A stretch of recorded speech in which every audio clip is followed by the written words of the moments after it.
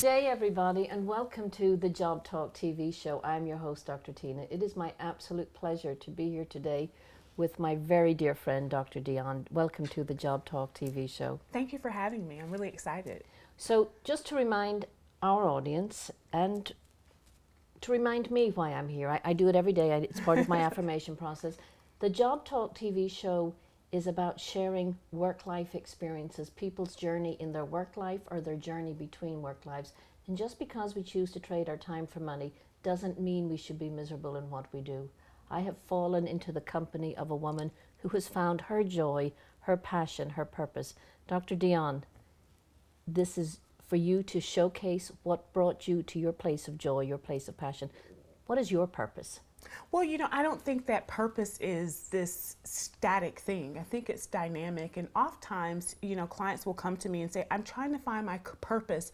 And that translates into them trying to find what career or occupation, that they should involve themselves in, or what should they pursue. So I go back to the origin of what career means. It's a French word. It derives from a French word, and it talks about the road. So a career is not this static thing. It's very fluid, and it's about the entire process on this road, that we've been given, to enjoy this life. It's a progression. It's all aspects of the process of learning in life, and it does involve work, but just every part of your journey is your life's career. So I try to identify what's central to who you are. For me, I'm a helper and I'm a giver. And it doesn't matter if I'm digging a ditch or if I'm, writing software code. I think that at the core, I've always found a way to just give. And that is what makes me who I am. So the Job Talk is about people's professional journey, professional path. And you have gone down the path of being an entrepreneur, a solopreneur, and I'm going to coin a new phrase here, even a givingpreneur. Yeah, givingpreneur as well. A givingpreneur. Your clients, who are they? What service do you give them? What do they give you back in this exchange, other than obviously it's a monetary relationship? Well, I think most of us as entrepreneurs, and especially those of us in the coaching practice, we find that when we become a coach, that we just really found a way to commercialize who we've always been, right? So for me, I've always been a person that solved problems. My career started as an engineer. I'm a business psychologist, so I help with workplace problems. I'm in the media, so I go out and report on problems or the resolution thereof.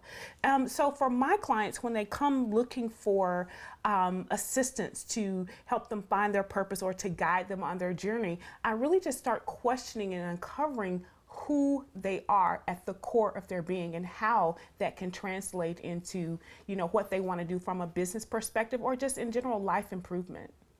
Who are your ideal clients? It could be anyone. I mean, my clients are often, though, businesses, startups, mainly technology startups, because the lion's share of my career has been an amalgam of media and technology.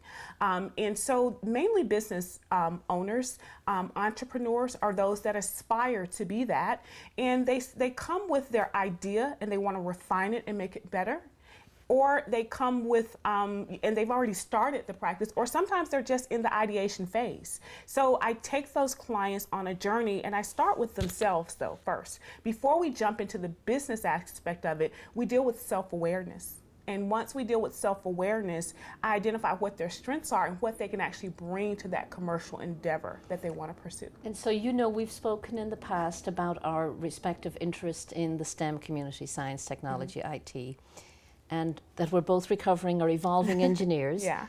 This self-awareness thing, this first journey into self, in my memory, I was 31 when I first went into self-reflection, self-awareness. It was very difficult. It was humbling, on some level even humiliating, to see how I was being perceived in the world and how I came across. With your coaching clients, do they willingly go on this journey into self-awareness, or is it a condition of your coaching relationship?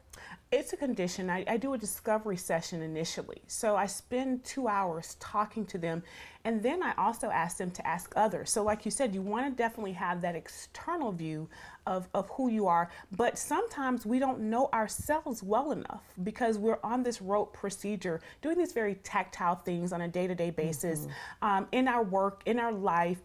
We go through the process of just working to pay bills, if you will. So they're not really sure of who they are, what their strengths are. So I take them on a journey to find that.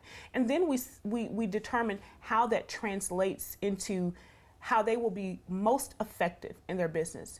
I mean, because you're gonna always do everything when you start, but then you get to a point, you hope, that you're generating enough income where you can hire people. So you need to decide what to delegate and where to find someone that can close the gaps based on your knowledge of where the buck stops with you and what you're able to bring to the table. So you're surfacing this this fundamental issue that many entrepreneurs wrestle with daily, this concept of trusting others and helping to be assured that that gap will be filled for you. Is that an acquired skill? Is that a maturity process? How do you get them to relinquish, to trust others? Well, I can go by my own personal experience. I'm in, yet again, another tech startup, and my partner in this endeavor, he's a lawyer. And he's never been an entrepreneur, and he's a little idle for me. So I have to trust, though, that he will get the task done, although he's not going to do it with the speed that I'd like. But because I know that he's efficient and he'll do the proper due diligence, the end result will happen. He's just not type A like I am. So you have to trust and sometimes pull back and allow those that are in your space to work based on their understanding of the deadline. I beat deadlines. You know, as an engineer, it's our goal to beat a deadline, right? So I beat deadlines, but he's going to make the deadline, and I have to relinquish, my need to control it to allow him to travel this journey with me. I applaud your self-awareness here, that you're willing to put it out there and say, what your Achilles heel is. And that really is the ultimate outcome of a good coaching relationship, that your client and my client walks away from the conversation going, that the client walks away from the conversation going, this is my greatest weakness, this is my greatest challenge. But do hold that thought. We need to go for a quick station break. Okay.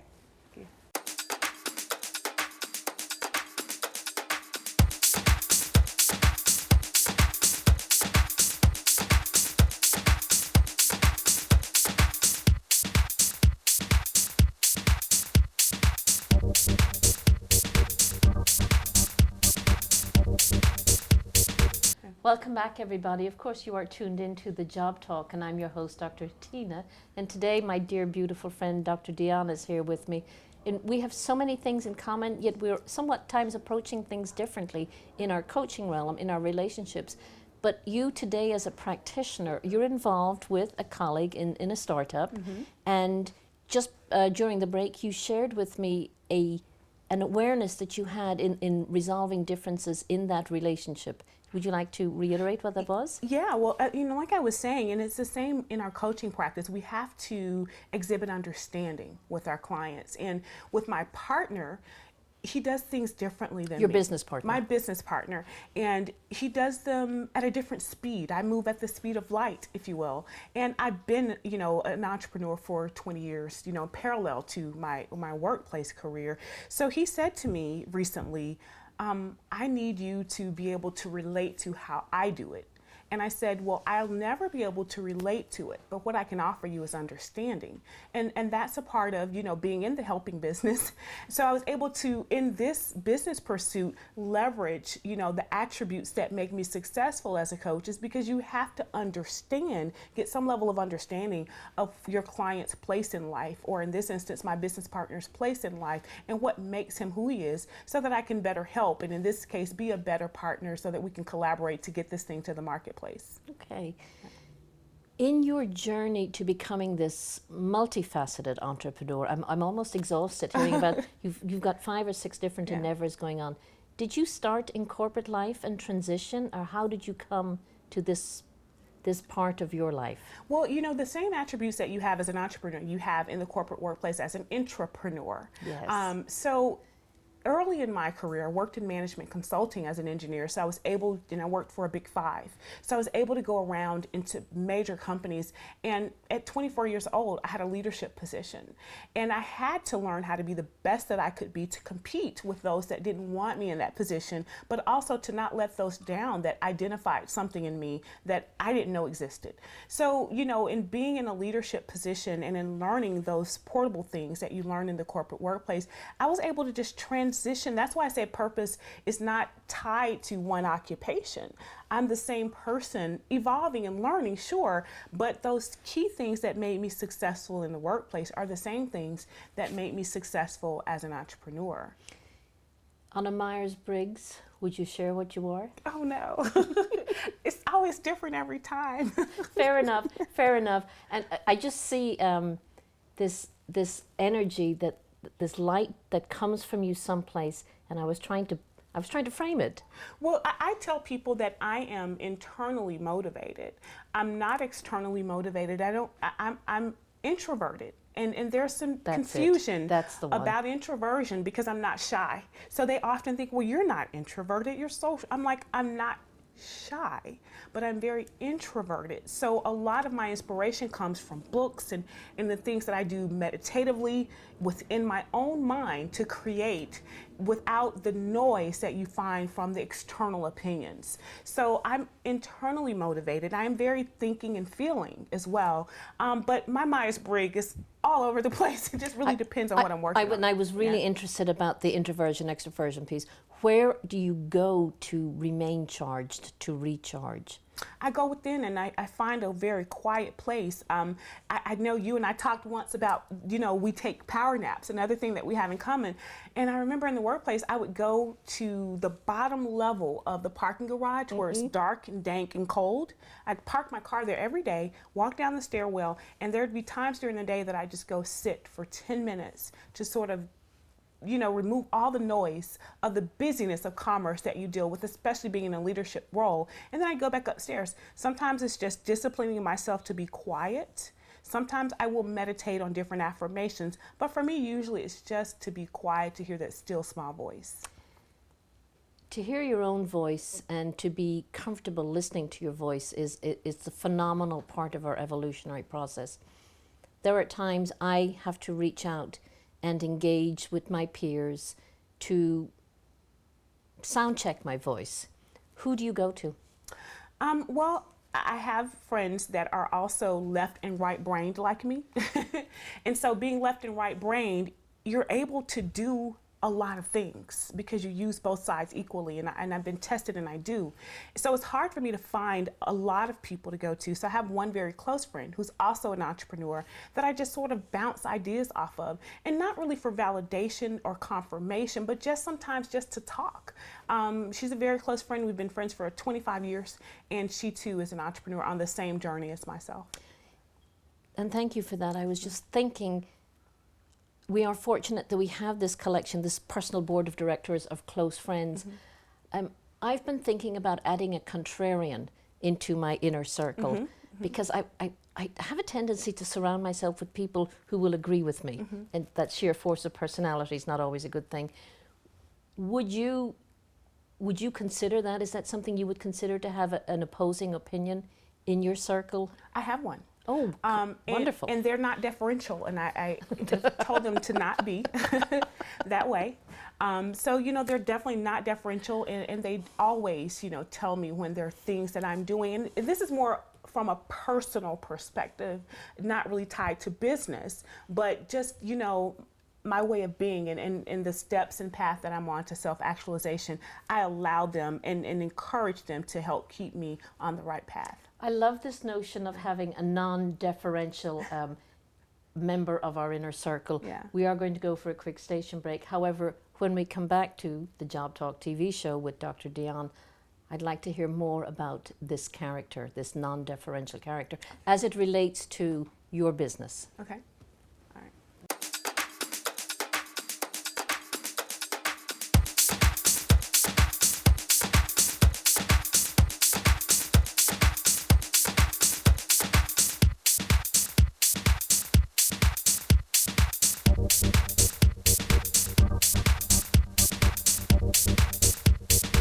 Welcome back, everybody. Of course, you are tuned into the Job Talk, my favorite talk. It's all about the work.